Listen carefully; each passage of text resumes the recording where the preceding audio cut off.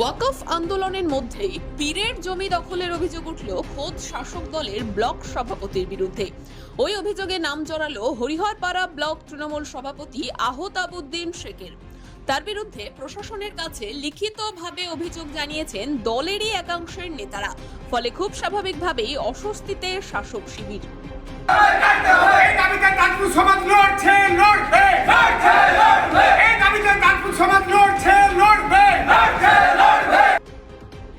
অভিযোগ, হুমায়পুর গ্রাম পঞ্চায়েতের তাজপুরে পীরের নামে থাকা জমি জাল দলিল করে নিজের নামে করিয়ে নিয়েছেন আহতাবউদ্দিন। এই দাবি তৃণমূলেরই শফিকুল ইসলামের। চলুন শুনে নেওয়া যাক তার অভিযোগ।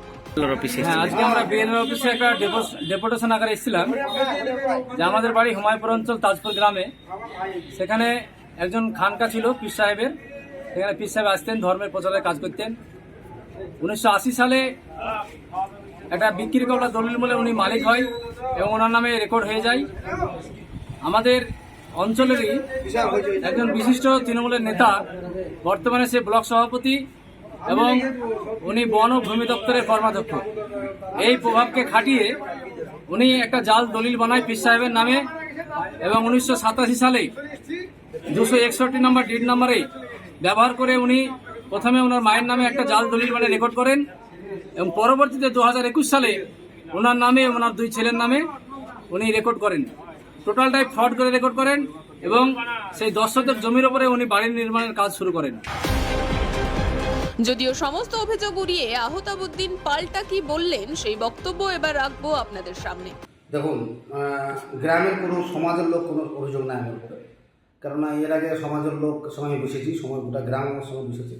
তাতে ওই সম্পত্তিটা হচ্ছে আমাদের পৈতৃক সম্পত্তি, কেননা আমার নানার বাবার সম্পত্তি রাহাতুল্লাহ 26 শতক সম্পত্তি। উনি ভুল জানেন না, উনি 10 শতক বলছেন, 10 শতক না, 26 শতক সম্পত্তি। 26 শতক সম্পত্তির মধ্যে ওয়ারিশ আমাদের সব ওয়ারিশ 16 শতকে আছে। এই 10 শতক সম্পত্তি একটা সময় 1980 সাল, তখন আমার জন্ম হয়নি, আমার 84 জন্ম।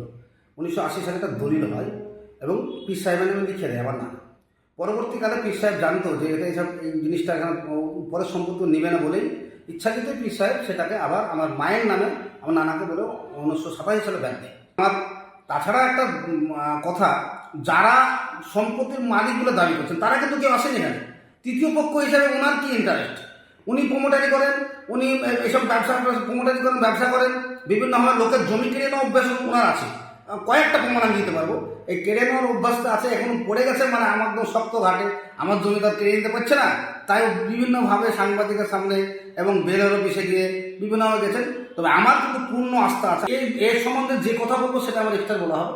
এটা আমি চাই না, বিতর্কে আমি যেতে চাই না। তবে আইনের উপর ভরসা আছে। উনি কোর্টে গেছেন, কোর্টে কেস করেছেন, আমিও কোর্টে গেছি। কোর্ট যে রায় দিবে আমি মাথা পেতে। আর এই জমি দখল নিয়ে কটাক্ষ করতে ছাড়েনি বিরোধীরা। কি বলেছে বিরোধী শিবির, শুনুন। দেখুন, সবাই জানে যে হরিহরপাড়ায় দুটো গোষ্ঠী, বিধায়ক গোষ্ঠী আর ব্লক সভাপতির গোষ্ঠী। বরাবরই দুটো গোষ্ঠীর মধ্যে অন্তর্দ্বন্দ্ব চরমে আছে। আপনারা ইতিমধ্যেই দেখেছেন যে এর আগে 3-4টে জায়গা দখল নিয়ে ওদের মধ্যে একটা গন্ডগোল সৃষ্টি হয়েছে। ঘটনা হচ্ছে, এটা সাধারণ মানুষ হাসছে এটা দেখে, কেননা হাস্যকর বিষয়। ডাকাত গিয়েছে চোরের বিরুদ্ধে নালিশ করতে, কেননা সদ্য যে শফিকুলকে দেখলাম বড় বড় কথা বলছে, তিনি কিছুদিন আগে কংগ্রেস থেকে তৃণমূলে গিয়েছেন। তিনি এমএলএ সাহেবের কাছে প্রভাব খাটানোর জন্য, নিজেকে বড় নেতা সাবিত করার জন্য আজ তিনি নানা রকম ফন্দি ফিকিরে এঁকেছেন। বিষয়টা হচ্ছে, তৃণমূল দলটাই সন্ত্রাসে পরিপূর্ণ। জমি দখল থেকে শুরু করে বালি যত যা কিছু আছে, কোনটা বলবো কোনটা ছাড়বো, যেটা বলবো সেটাই বলা হবে, যেটা বলবো না সেটা বলা হবে না।